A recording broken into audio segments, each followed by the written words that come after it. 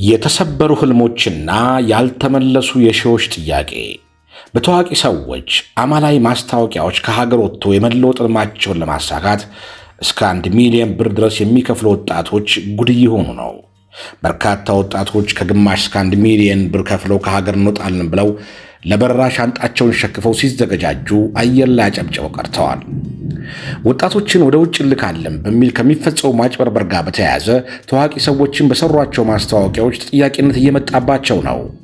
በዚሁ ጉዳይ የተከሰችው የቀድሞዋ የቃና ቲቪ ፕሮግራም አቅራቢ ዳናዊት መክብብ የፍትሐብሔር ክስ ቀን እንደቀረበባት ይታወቃል። ዳናዊት በሰራችው ማስታወቂያ ብዙዎች ገንዘባቸውን ተበልተው የውሃ ላይ ኩበት ሆነው ላለማቅረብ ጉዳዩን ወደ ፍርድ ቤት ወስደውታል።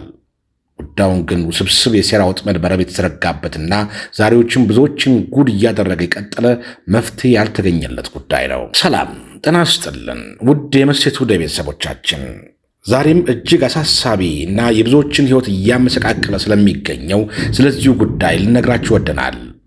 ዳናዊት መክብብ በተከሰሰችበት ጉዳይ ምን ገጠማት የሚለውን በተመለከተም አዲስ መረጃ እናሰማችኋለን። ቻናላችንን ሰብስክራይብ በማድረግና ቪዲዮውን ላይክ በማድረግ ለደቂቃዎች አብራችሁን ቆዩ። ይህ መሴቱ ነው።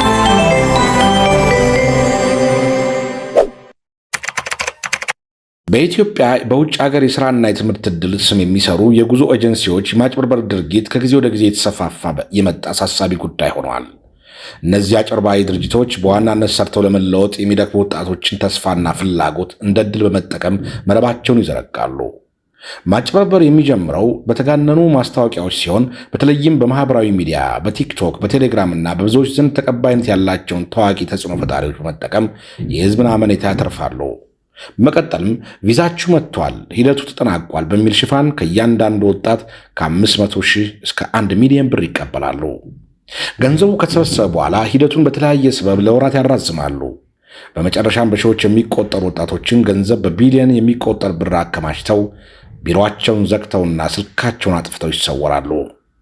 በዚህ ምክንያት በርካታ ወጣቶችና ቤተሰቦቻቸው ንብረቶቻቸውን ሽጠውን ወይም ተበድረው ያቀረቡትን ገንዘብ በማጣታቸው ለከፋ ኢኮኖሚያዊና ስነልቦናዊ ውድቀት ይዳረጋሉ። ይህ አይነቱ የማጭበርበር ድርጊት ከተለመደ ዓመታት የተቆጠሩ ቢሆንም ዛሬም ብዙዎች ገንዘባቸውን እየተበሉ ነው። በሀገራችን ኢትዮጵያ ውስጥ ወደ አውሮፓ፣ ወደ አሜሪካ፣ ወደ ካናዳና ሌሎች ሀገራት ለሥራና ለትምህርት እንልካቸዋለን የሚሉ ኤጀንሲዎች ሺዎችን ጉድ አድርገዋል። በአማላይ ማስታወቂያቸው አሳምነው በሺዎች የሚቆጠሩ ወጣቶችን ገንዘብ ከተቀበሉና በመቶ ሚሊዮኖች የሚቆጠር ብር ከሰበሰቡ በኋላ ቢሮአቸውን ዘግተው ስልካቸውን አጥፍተው ይሰወራሉ። ገንዘቡን የከፈሉት ወጣቶች ሀብታቸውን አጥፍተው ንብረታቸውን ሽጠው ወይም ተበድረው ስለሚከፍሉ ለከፋ ስነልቦናዊና ኢኮኖሚያዊ ውድቀት ይዳረጋሉ። በዚሁ የማጭበርበር ድርጊት ሰለባ የሆኑ ወጣቶች እጅግ ከፍተኛ የሕይወት ምስቅልቅል አደጋ ውስጥ መግባታቸው ሳያንስ ወደ ፍርድ ቤት ሲያመሩም የሚያገኙት ውጤት አጥጋቢ አይደለም። እዚህ ጋር ነው እንግዲህ ዋናውና ህሊናን የሚሞግተው ጥያቄ የሚነሳው። እነዚህ አጭበርባሪ ድርጅቶች ህዝቡንና ወጣቱን በቀላሉ ለማሳመን የሚያደርጉት ዋና ስልት ምንድን ነው? ታዋቂ ሰዎችን፣ አርቲስቶችን በቲክቶክና በኢንስታግራም እንዲሁም በዩቲዩብ ላይ በርካታ ተከታይ ያላቸው ተጽዕኖ ፈጣሪዎች መጠቀም ነው። ወጣቱ የሚከተለውና የሚያምነው አርቲስት ወይም ተጽዕኖ ፈጣሪ ድርጅቱን ማስታወቂያ ሰርቶ ሲለቅ ድርጅቱ ህጋዊና አስተማማኝ ይመስለዋል። ተጽዕኖ ፈጣሪዎች ለስራቸው ክፍያ ያገኛሉ። ነገር ግን ማስታወቂያውን ከመስራታቸው በፊት የድርጅቱን ህጋዊነትና ትክክለኛነት በደንብ የማጣራት የሞራል ግዴታ የለባቸውም ወይ የሚለው ጥያቄ ደግሞ ዋናው ጉዳይ ይሆናል። የዳናዊት መክብብን ጉዳይ ለአብነት ብንመለከት እንደ ማንኛውም ታዋቂ ሰው ማስታወቂያውን ሰርታለች። ባለሙያዎች ማስታወቂያ የመስራት መብታቸው የተጠበቀ ቢሆንም ይህ ዘርፍ ከፍተኛ ማጭበርበር የሚፈጸምበት መሆኑን በመረዳት ጥንቃቄ ማድረግ አለባቸው። ዳናዊት መክብብ ኢቢኤል ኮንሲስተንሲ ኃላፊነቱ የተወሰነ የግል ማህበር ከተሰኘ የጉዞ ኤጀንሲ ጋር በሰራችው ማስታወቂያ ወጣቶች በመጭበርበራቸው ክስ እንደቀረበ ይታወቃል። የተጭበረበሩት ወጣቶች ዳናዊትን ከተከሳሾች መካከል አንዱ አድርገው ፍርድ ቤት ያቆሟት ቢሆንም በነጻ ተሰናብታለች። የፌዴራል የመጀመሪያ ደረጃ ፍርድ ቤት ቦሌ ምድብ 4ኛ ፍትሐብሔር ችሎት በሰጠው ውሳኔ ዳናዊት መክብብ የንግድ ፍቃድ አይታ የማስታወቂያ ሥራ የሰራች በመሆኗ በጉዳዩ ላይ ልትጠየቅ አይገባም በሚል ከክሱ በነጻ አሰናብቷታል።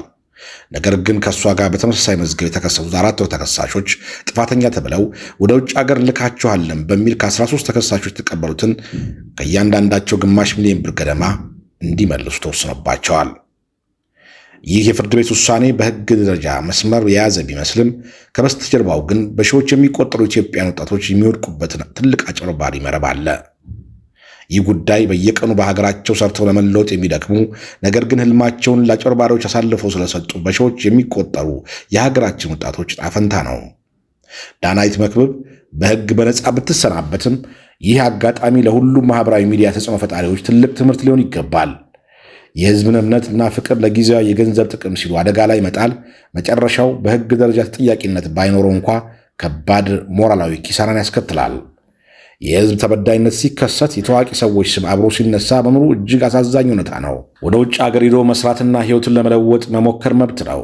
ነገር ግን ይህ ህልም ባልተረጋገጡና ህገወጥ ኤጀንሲዎች እጅ ሲወድቅ ህልም ሳይሆን ከባድ ቅዠት ይሆናል። ወጣቶች ልብ ይሉት የሚገባው ዋና ነጥብ ህጋዊ መስመርን መከተል ነው። በሰራተኛና ማህበራዊ ጉዳይ ሚኒስቴር የተመዘገቡና የጸና የንግድ ፍቃድ ያላቸውን የውጭ ሀገር ሥራ አገናኝ ኤጀንሲዎች ብቻ መጠቀም አለብን። ለስደት የሚከፈለውን ከ500 ሺህ እስከ 1 ሚሊዮን ብር በሀገር ውስጥ በተለያዩ የሥራ ዘርፎች ላይ ቢያውሉት በሀገራችን ስኬታማ መሆን እንደሚችሉ ማሰብም ተገቢ ነው። በታዋቂ ሰው ስላስተዋወቀ ብቻ አንድ ድርጅት ህጋዊ ነው ብሎ አለመቀበልና መጠራጠር ያስፈልጋል። የዳናይት መክብብ ጉዳይና የቢኤል ኮንሲስታንሲ ማጭበርበር ለብዙዎች ትልቅ ማንቂያ ሊሆን ይገባል። መንግስትና የህግ አካላት መሰል አጭበርባሪ ድርጅቶችን አስቀድሞ የመቆጣጠርና የህዝብን ገንዘብ የመጠበቅ ኃላፊነታቸውን አጠናክሮ መቀጠል አለባቸው። ወጣቶችም ቢሆኑ አቋራጭ መንገዶችን ከመፈለግ ይልቅ ህጋዊ አሰራሮችን በመከተል ሀብትና ህይወታቸውን ከአጭበርባሪዎች መጠበቅ አለባቸው። ተጽዕኖ ፈጣሪዎች ደግሞ የህዝብን አመኔታ ለጊዜያዊ ጥቅም አሳልፈው ከመስጠት ሊቆጠቡ ይገባል። ውድ የመሴት ቱዴይ ቤተሰቦች፣ እስኪ እናንተም በዚህ ጉዳይ ላይ ሐሳብ አስተያየት በመስጠት ተወያዩበት። ተጽዕኖ ፈጣሪዎች ለሚያስተዋውቋቸው ድርጅቶች ሞራላዊ ኃላፊነት አለባቸው ይላሉ? ወጣቶችስ ከስደት ማታለል ለመውጣት ምን ማድረግ አለባቸው? ሐሳብና አስተያየታችሁን ከስር ባለው የኮመንት ላይ አካፍሉን። ቪዲዮ ከተመቻችሁ ላይክና ሼር ማድረጋችሁን አትርሱ። ለመሴት ቱዴይ አዲስ የሆናችሁ ደግሞ ሰብስክራይብ በማድረግ የደወል ምልክቷን በመጫን አዳዲስና ጥልቅ ዘገባዎች በፍጥነት እንዲደርሷችሁ ያድርጉ። ስለተከታተላችሁን ከልብ እናመሰግናለን። ሰላምና ጤና ለሀገራችን ኢትዮጵያ ይሁን። ይህ መሴት ቱዴይ ነው።